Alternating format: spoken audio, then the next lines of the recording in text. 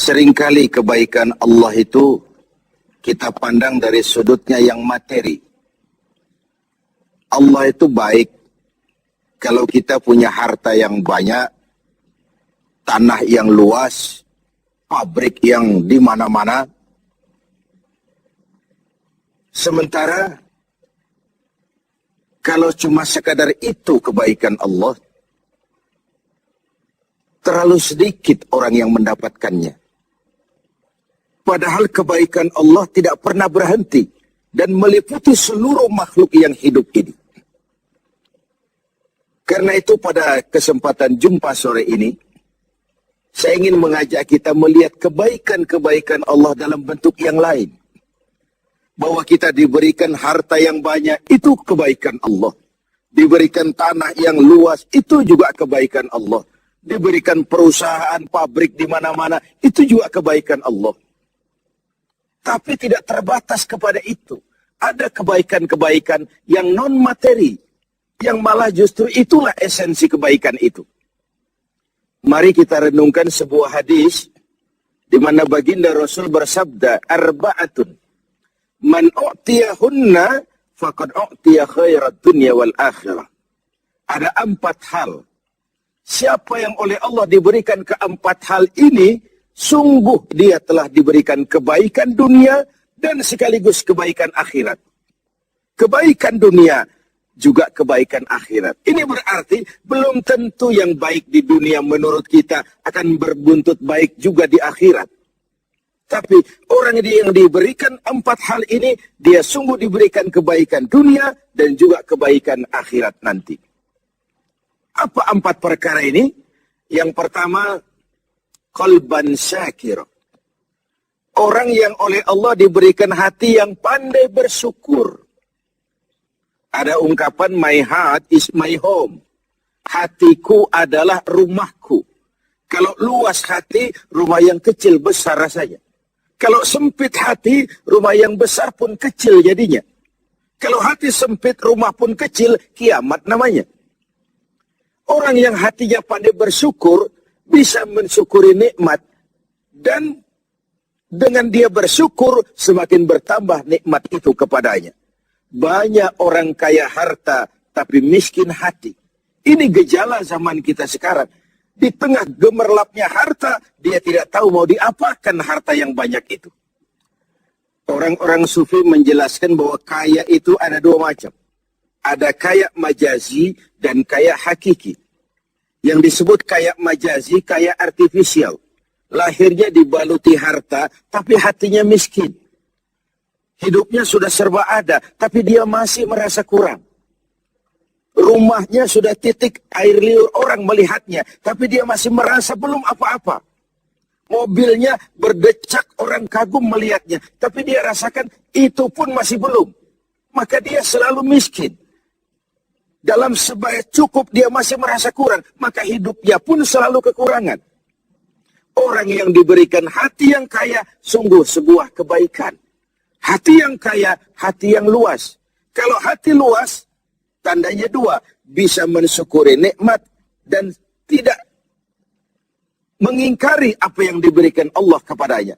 Tapi orang yang hatinya sempit biasanya tidak pandai mensyukuri nikmat. Dan lebih celaka lagi ini, tidak senang lihat orang lain mendapat nikmat. Orang seperti ini, ya susah gemuk. Sudah tidak bisa mensyukuri nikmat, tidak senang lihat orang lain mendapat nikmat. Tetangganya beli televisi saja, dia demam. Nanti tetangganya beli sepeda motor, dia makin gawat. Masuk rumah sakit. Di rumah sakit dengar tetangganya beli mobil, mati dia.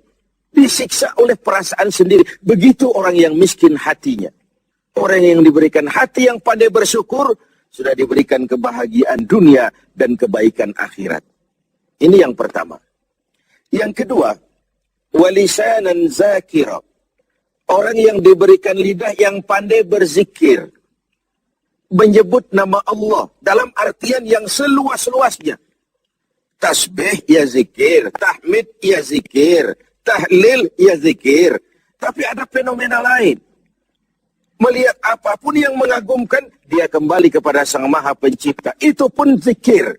Melihat semesta jagat raya, melihat bintang gemintang bertaburan di angkasa, melihat lautan luas terhampar biru membentang, melihat gunung tinggi menjulang ke angkasa, semuanya mengingatkan dia kepada Allah. Itu pun zikir. Diberikan lidah yang pandai berzikir, mengingat Allah dalam segala keadaan. Dan bukankah Islam mengajarkan seperti itu? Dari hal-hal yang paling kecil, memulai pekerjaan, bismillah. Melihat sesuatu yang hebat, Masya Allah. Melihat sesuatu yang luar biasa, subhanallah. Terkejut, astaghfirullah. Berjanji, insya Allah. Semua dikaitkan dengan Allah. Inilah zikir itu. Hidup yang larut dalam alur ketuhanan.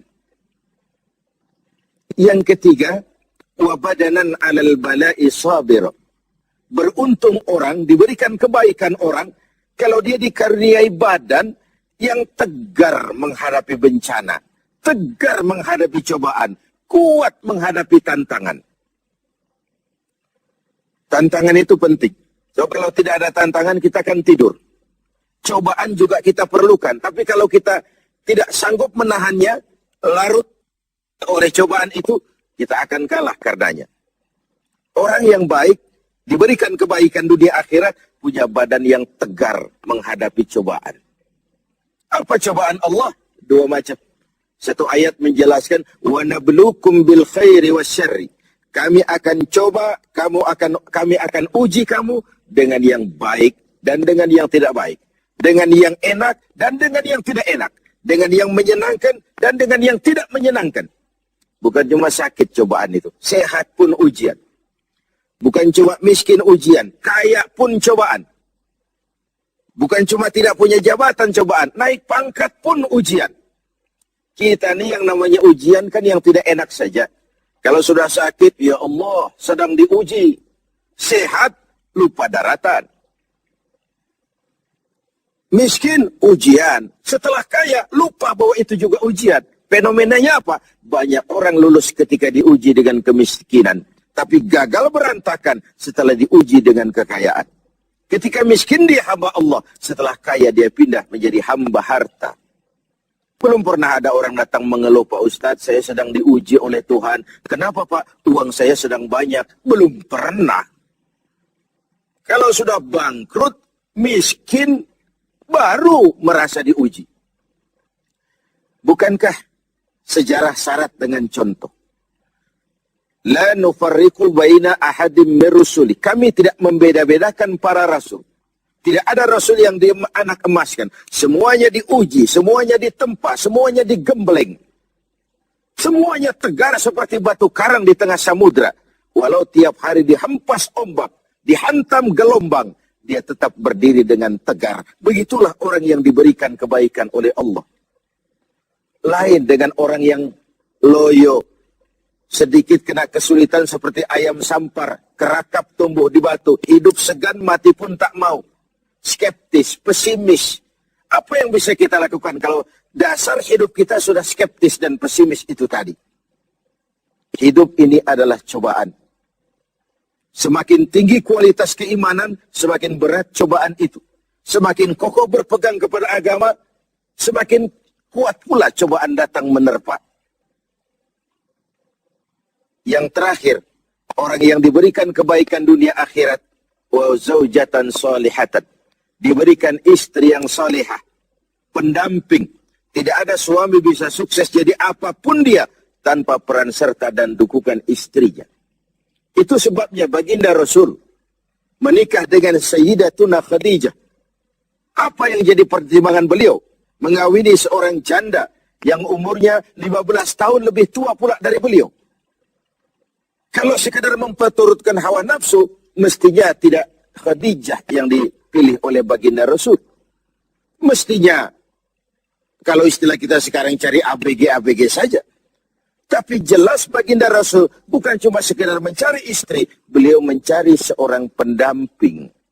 Apa bedanya ini? Tiap perempuan bisa jadi istri, memang. Tapi tidak tiap istri bisa jadi pendamping. Itu dibuktikan dalam sejarah. Orang lain belum beriman, Khadijah iman. Orang lain memusuhi Nabi, Khadijah mengorbankan hartanya untuk membantu perjuangan Nabi. Saat Nabi terkena kesulitan, Khadijah tampil jadi penghibur. Khadijah tampil jadi pembela. Ketika pertama kali berhadapan dengan malaikat Jibril menyampaikan wahyu, Rasulullah gemetar seperti orang demam. Kembali ke rumah, zammiluni ya Khadijah, selimuti saya Khadijah, selimuti. Kenapa bang? Barusan turun Jibril, dia katakan begini-begini, saya khawatir Khadijah. Khadijah mengerti suaminya semua mengalami semacam frozen, emotional attitude. Sebagai istri yang bijak, pendamping yang baik, beliau tampil, kalla ma yukhzikallahu abada. Jangan khawatir bang, Allah tidak akan menyusahkan abang untuk selamanya. Tenanglah. Rumah tangga adalah awal kesuksesan kita di tempat lain. Karena itu, kalau diberikan istri yang solehah, itu sudah kebaikan dunia dan kebaikan akhirat. Seorang pejabat yang jujur, polos, lugu, sederhana, bisa jadi koruptor ulung kalau dikipas-kipasi oleh istrinya. Suami-suami yang berstatus DKI, di bawah kekuasaan istri. Tidak lagi sebagai pendamping, tapi sudah menjadi Sadaqallahul Azim.